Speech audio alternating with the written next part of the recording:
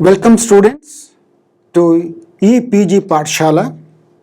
I am Dr. K.S. Nagaraja of Deccan College Pune, teaching the course of Historical Linguistics. Today we will look at the module Indo-Aryan languages, but here we take the second one, Middle Indo-Aryan, into consideration. In the previous module, we looked at Old Indo-Aryan languages. One thing about Old Indo-Aryan was that the language as such was very complex.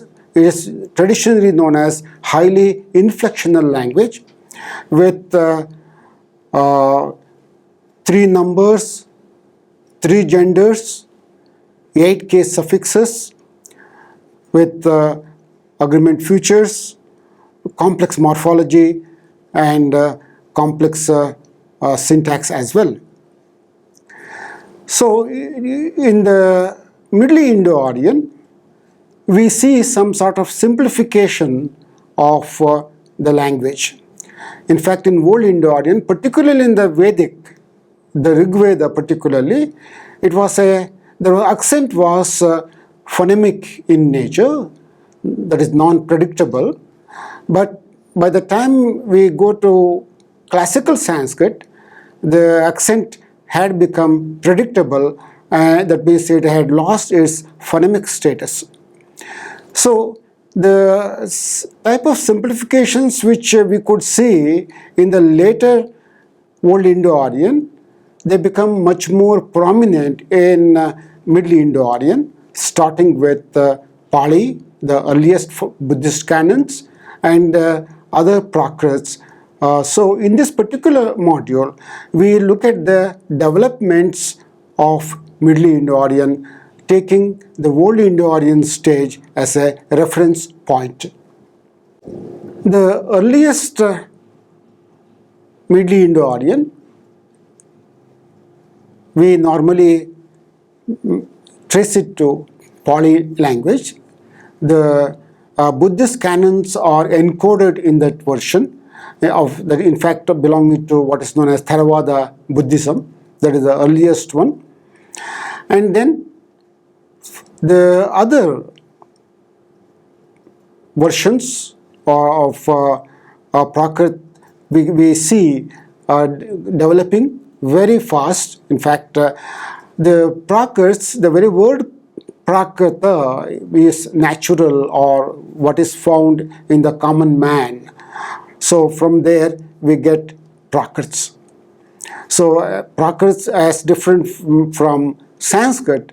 Sanskrit is supposed to be refined or codified, whereas Prakrit means something which is natural, found in the nature, as it were. That means spoken by the common masses. So Buddha, obviously, for the purpose of reaching the common man, preferred that variety so that understanding would be easier. Similarly, when the Buddhist inscriptions were created, that is, Ashoka got the inscriptions made, they were all in Prakrits. In fact, they went to the extent of using Prakrits of the local areas for all their inscriptions. Therefore, the inscriptions found across India show differences based on the variety used. Is because of this reason. That means at that time itself there were many differences in Prakrit, like Ardhamagadi, Maharashtri, Sauraseni are some of the famous Prakrits. In fact, Maharashtri is considered to be the best to be used in literature par excellence. And the latest form of development of Middle Indo-Aryan is normally called Apabhramsha. The very word Apabhramsha means corrupted one. Interestingly though, there are some literary creations in Apabhramsha as well, belonging to 6th century AD. An inscription of King Dharasena too of Vallabhi, this particular Apabhramsha is used. In this, the king praises his father as being adept in Sanskrit, Prakrit, and Apabhramsha compositions. That shows that the three were treated as different from each other. Moreover, in the fourth act of Kalidasa's drama, the Vikramosheya, there are verses in Apabhramsha variety. So that shows that Apabhramsha, though means corrupted, had literary status as well. And the Apabhramshas gradually lead to newer versions across the country, and the modern Indo-Aryan languages emerge from these Apabhramshas. Some of these dialects showed considerable literary production. The Sravakachar of Devasena, dated to 930s, is now considered to be the first Hindi work. The Sanskrit word Prakrita, whence the term Prakrit, is a derivative from Prakriti, original nature. Grammarians of the Prakrits generally consider the original from which they derive to be the Sanskrit language, as described by grammarians going back to Panini. Most modern scholars consider Prakrita to refer to the natural languages, the vernaculars, as opposed to Sanskrit, the polished language of literature and the educated class, or the Shishta. There is also linguistic evidence to support this view. Several forms in the Prakrits are found in Vedic but not in classical Sanskrit. As classical Sanskrit is not directly derivable from any single Vedic dialect, so the Prakrits cannot be said to derive directly from classical Sanskrit. The most archaic literary Prakrit is Pali, the language of the Buddhist canons belonging to probably 5th century BC, and of the later stories and commentaries of Theravada Buddhism.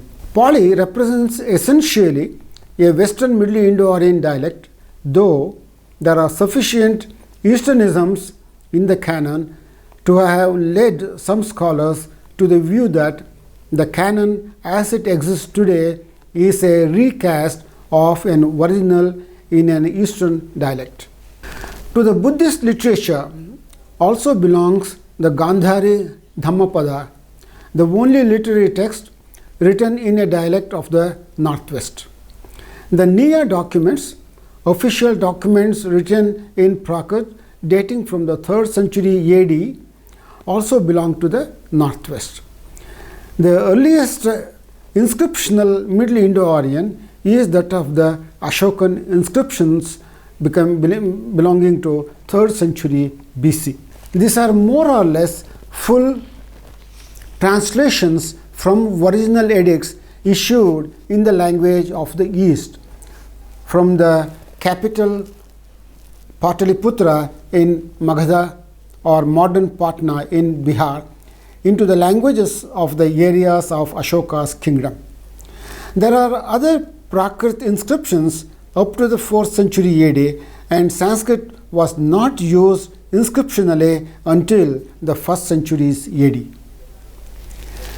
Literary Prakrits other than Pali were also used in independent works and in dramas along with Sanskrit. According to Prakrit grammarians, Maharashtri is the Prakrit par excellence. It is a language of kavyas or epic poems, such as the Ravanavaha, also known as Setubandha, from no later than the 6th century AD. Maharashtri is also the language of lyrics in Rajashekara's Karpura Manjari, belonging to probably 9th century AD, the only extant drama written completely in Prakrit, and of verses recited by women in the classical drama of Kalidasa and his successors, though not earlier. The literary dialect used for conversation among higher personages other than the king and his captains in the drama is Sauraseni, while Magadhi is used by lower personages. The language of the early Jaina canon, the final version of which was made in the 5th or 6th century AD, is called Ardhamagadhi. Jaina also used another literary dialect called Jaina Maharashtra for non-canonical works. The oldest poetic work in this is Vimala Suri's Paumacharya belonging to 3rd century AD. Of the Prakrit dialects mentioned by grammarians, Paishachi or Bhutabhash, both meaning language of demons, is noteworthy. It is said to be the language of the original Brihat Katha of Gunadhya, source of the Sanskrit book of stories Katha Sarit Sagara. Buddhist works were also written using a language that has been called Buddhist hybrid Sanskrit. Among these works is the Mahavatso, the core of which is thought to date from the 2nd century BC. This language is a Middle Indo-Aryan dialect of indeterminate origin, which steadily became Sanskritized in prose sections of later works. The most advanced stage of Middle Indo-Aryan, that is Apabhramsha, was also used as a literary language. That there was literary creation in Apabhramsha by the 6th century is clear from an inscription of King Dharasena II of Vallabhi, in which the king praised his father as being adept in Sanskrit, Prakrit and Apabhramsha compositions. Moreover, in the 4th act of Kalidasa's drama Vikramorvashiya, there are Apabhramsha verses. Because Kalidasa probably lived in the 3rd or 4th century, literary composition in Apabhramsha is earlier still if these verses are legitimate. There is a great deal of later literature in Apabhramsha, for the most part in Jaina works. For example, Paumacharya of Swayambhu, 8th or 9th century, Harivamsha Purana of Pushpadanta, 10th century, Sanat Kumaracharya of Haribhadra of 12th century. So these are some of the texts available in Middle Indo-Aryan languages. Now we take a look at the linguistic developments. Middle Indo-Aryan is characterized generally by the reduction of the complexities seen in Old Indo-Aryan. The vowel system was reduced by the merger of r and l sounds with vowels and the change of the diphthongs I and O to the vowel sounds A and O. For example, Pali, Acha, Sanskrit Riksha means beer, Ina is Rina in Sanskrit, depth, Uju is straight, Sanskrit Ruju, Puchhati is asks in Sanskrit Pruchhati, Metti is Maitri in Sanskrit, friendship it means, Orasa means legitimate, it is actually in Sanskrit Aurasa. So moreover, Aya and Ava suffixes commonly contracted to A and O. For example, Pali, Yeti or Jeti conquers in Sanskrit Jayati. Vodhi means limit, in Sanskrit it is Avadhi. Final consonants were deleted with the exception of M, which developed to an anuswara or M sound, before which a vowel was shortened. In Pali it is Bhariyam and in Sanskrit Bharyam. Together with the trend toward replacing variable consonant stems by unchanging stems in A, this change had serious consequences for the grammar. Consonant stems steadily disappeared. and were transformed to stems ending in a vowel.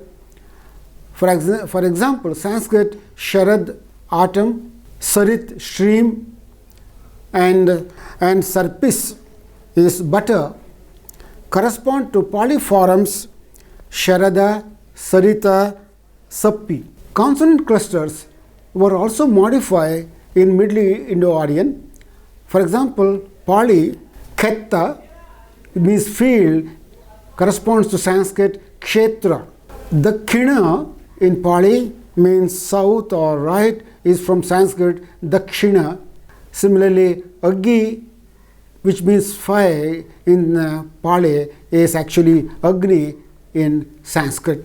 Further, Punna means full, is Sanskrit Purna, and Tanha means thirst, in Sanskrit it is Trishna.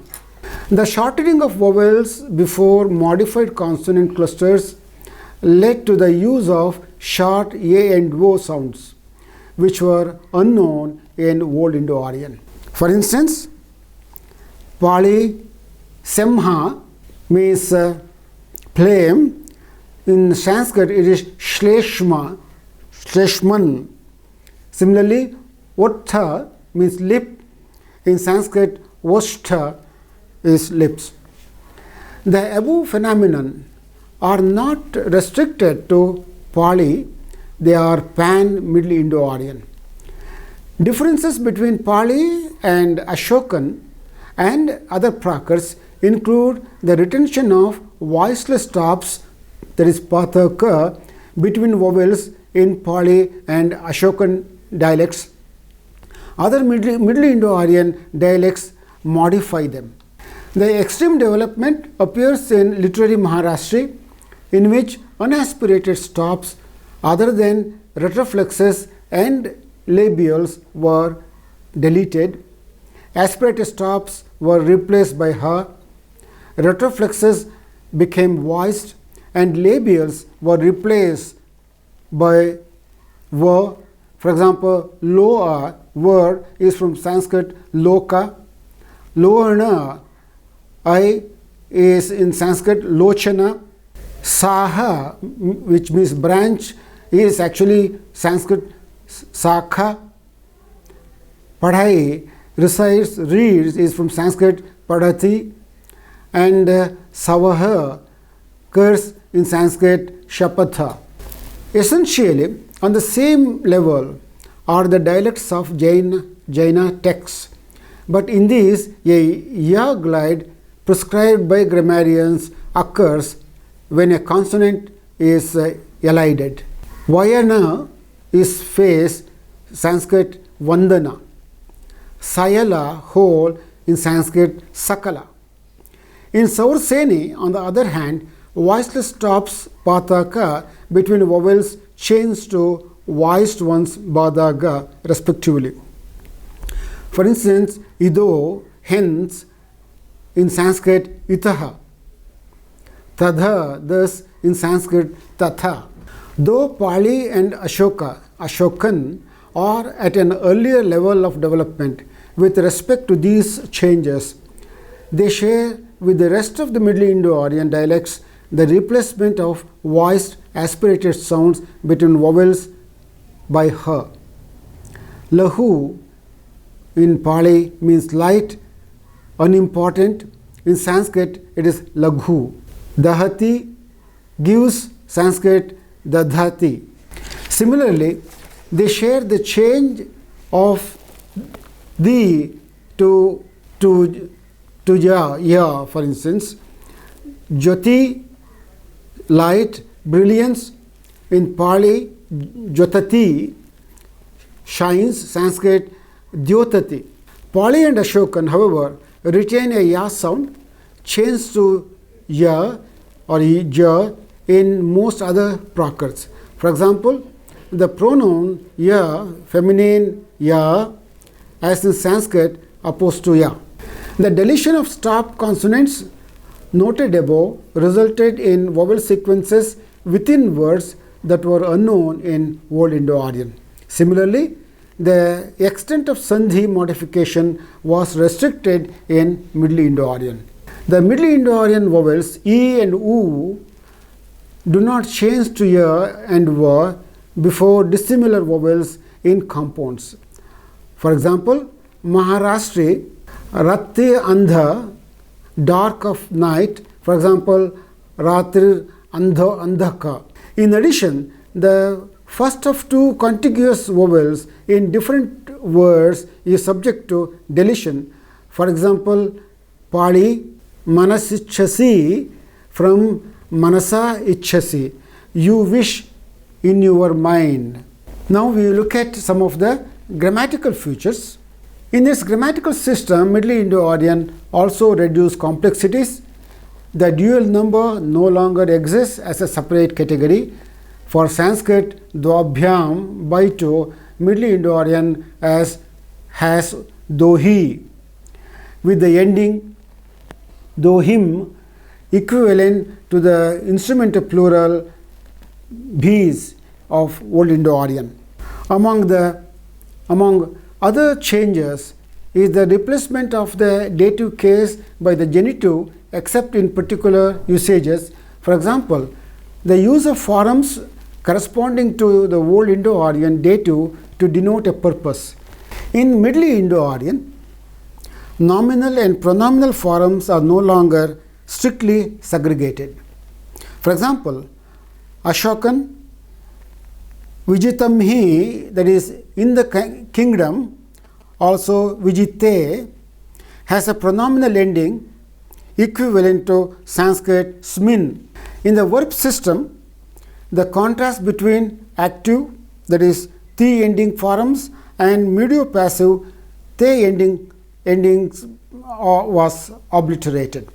Further, the Old Indo-Aryan distinction between aorist, imperfect and perfect forms was eliminated. With a few exceptions, the sigmatic aorist, that is an aorist form with sir, provides the only productive preterite of early Middle Indo-Aryan. Ashokan, Nikhamisu, they set out, for instance, actually in Sanskrit, Nirakramishur. In later Prakrits, verbally inflected preterites were generally eliminated. In their place was used the past participle. For example, in Sauraseni, Devi, Uvavisa, Maharao, we are Ado. Sidon, my queen, the king has also arrived. Here, for instance, the past participle Ado in Sanskrit is Agataha, agrees with the direct object, and the agent is denoted by an instrumental form. In Jain Maharashtra, Tenavi Savam Sitham, he has told everything. Tena, by him, denotes the agent, and Sitham, told, actually in Sanskrit it is Shishtam, agrees with the neuter singular form Savam, Sanskrit it is Sarvam. When no object is denoted, the verb is in the neuter singular. Old Indo-Aryan used both the participial construction and the finite verb. Thus, in Prakrit, Sovitena Savam Go, he also went with him, could correspond to Sanskrit Sopitena Saha Gamat or Sopitena Sahagamat. So, both are possible. The Middle Indo-Aryan development eliminated the latter. Alternations of the Sanskrit types Asmi, Smas were eliminated in Middle Indo-Aryan. The predominant type of present tense was formed from an unchanging vowel stem, for example, Yeti, Enti, etc. Normal forms of the verb system are of the same type as Old Indo-Aryan. For example, the Pali future tense, future passive participle Katabba, actually the Sanskrit formation is Kartavya, to be done. Sauraseni, Karaniya, Ardhamagadi, Jain Maharashtra and Maharashtra Karaniya, to be done. The infinitive is commonly formed on the present tense stem, not on the root, as in Old Indo-Aryan. Thus, Pali Papotum is formed on the present Papoti. Sanskrit Praptum is formed on the root Prap, present tense Prapnoti. Dialects. Middle Indo-Aryan shows evidence of dialect differentiation or dialectal differentiation. The earliest documents that allow one to determine roughly the dialect distribution are Ashoka's inscriptions. These represent three major dialect areas: east, as in the inscriptions of Jaugada, Dhauli and Kalsi; west in Girnar, and northwest in Mansehra and Shahbazgarhi. Characteristic of the east dialect was the final A corresponding to O in the west and us in Sanskrit. In the eastern dialect area, L also regularly corresponds to R of the west and of Sanskrit. Moreover, in the east dialect areas, there is a tendency to insert a vowel within consonant clusters, while in the west and northwest, one of the consonants is assimilated to the latter, to the other without an intervening vowel.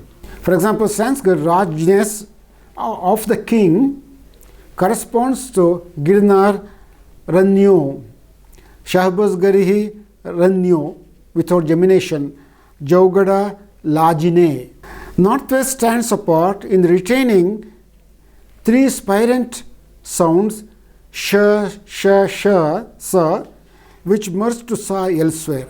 Ashoka's eastern dialect from the Magadha country shows an sa sound for Old Indo-Aryan sa, sha, rather than the sha sound typical of literary Magadhi.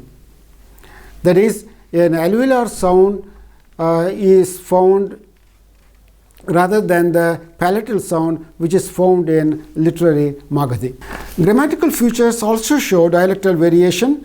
For example, the Ashokan dative singular form is Aye in the western dialects, Girnar Athaya for the purpose of, but Aye in the east, for instance, Kalsi, Dhauli, Athaye.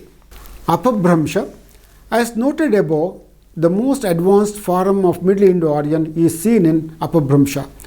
Sound changes that are typical of Apabhramsha include the replacement of the vowel sound by u in final syllable.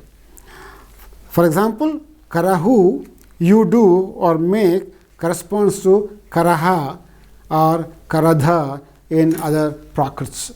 From stems in Aya, develop forms in Au and nasalize Au. For instance, Bhadarau, honored one or king, Prakrit Bhattarayo, and Hau means I, Ashokan Hukam.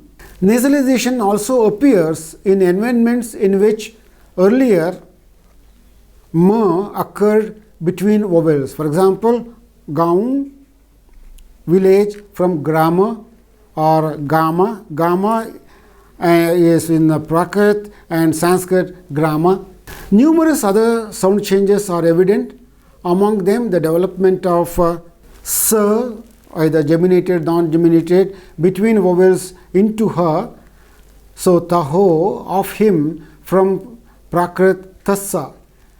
In Sanskrit, the same thing would be tasya. Similarly, Hohinti will be, the Pali form is Hossati. Apabhramsha contractions such as Aya changing to A, Iya changing to E, foreshadow New Indo-Aryan, in which the development was extended. For example, Apabhramsha, Paniyu, water, Old Indo-Aryan, Paniyam, but in Gujarati, Pani, and Hindi, Pani. In other points, Apabhramsha also presaged New Indo-Aryan. The interest of Apabhramsha lies in the fact that contracted forms presage the New Indo-Aryan apposition of masculine, neuter, and feminine nouns. Thus, Apabhramsha, au, with nasalized e, Gujarati, o, u, e, for instance, gayo, gayu, gayi, that means went. Hindi, only two, a and e, gaya and gayi. Case system of Apabhramsha is also at a more advanced level of disintegration than that of earlier Middle Indo-Aryan, with the instrumental and locative plurals being identical in form. For instance, ahi or yahi for a stems, and instrumental singular forms also being used as locatives. In the Apabhramsha verb system, present tense stems in are predominate. Apabhramsha verb endings differ from those of other Prakrits. Most interesting is the third person plural type karahi, they do, which coexists with karanti. The form karahi corresponding to the third person singular karai, he does, is formed on the model of the pair karau, first person singular I do, and karahu, first person plural we do. Here again, Apabhramsha comes close to New Indo-Aryan. Moreover, Apabhramsha has some causative formation that do not occur elsewhere in Middle Indo-Aryan but are known from New Indo-Aryan. For instance, bhamada causes to turn, Gujarati bhamare, bhamare che causes to turn around, and pasiarai causes to enter, Gujarati pesare che causes to enter or to penetrate. Also noteworthy are two syntactic usages that closely parallel New Indo-Aryan. The present participle is used as a conditional. For example, jai hau mi tena sahu tau karanto to kim asamahiye sahu marantu. Even if I had performed, that is karanto, ascetic acts with him, would I have died without mental concentration, in which the participles karanto and maranto have conditional value. In Sanskrit, the conditionals akarishyam and amarishyam are used. But in Gujarati, one would say jo hoon karat to marat. And Hindi would have the forms karta, marta. The Apabhramsha gerundive in ivya, ivva or evva can be used as an infinitive. For example, piyave lagga, began to drink. This is a Gujarati construction, piva lagyo, began to drink, in which piva is an inflected form of plural pivu, a verbal noun, infinitive corresponding etymologically to the Apabhramsha gerundive. Middle Indo-Aryan shows similar evidence of the influence of linguistically more advanced vernaculars on literary compositions. The Prakrits of elegant literary compositions must have been artificial, different in many respects from the vernaculars current at the time, though reflecting languages that were current at some former time. The Old and Middle Indo-Aryan stages then present a picture of concurrent vernaculars with dialects and literary languages influenced by the vernaculars. It is impossible to compartmentalize the different stages as beginning and ending at any definite time. Lastly, sources of vocabulary in Middle Indo-Aryan. The literary languages borrowed from the earlier literary languages. So here we have Prakritisms and other types are found. Then we have Deshyas and the languages were enriched by the Deshiya, the local languages also. So there are many sources for borrowing in these languages. We look at them in the next module. So to summarize, Middle Indo-Aryan is naturally the intermediate stage between Old Indo-Aryan and New Indo-Aryan, new or modern Indo-Aryan. So Middle Indo-Aryan already indicates various changes. In fact, it shows the direction of change, and it presages what happens in modern Indo-Aryan. So what you have studied here will take you further to understand what happens in New Indo-Aryan. After all, New Indo-Aryan is the stage where we are now, that takes us more to the present. So there are various texts available. One can study both in the text in the book forum as well as in the internet. Thank you.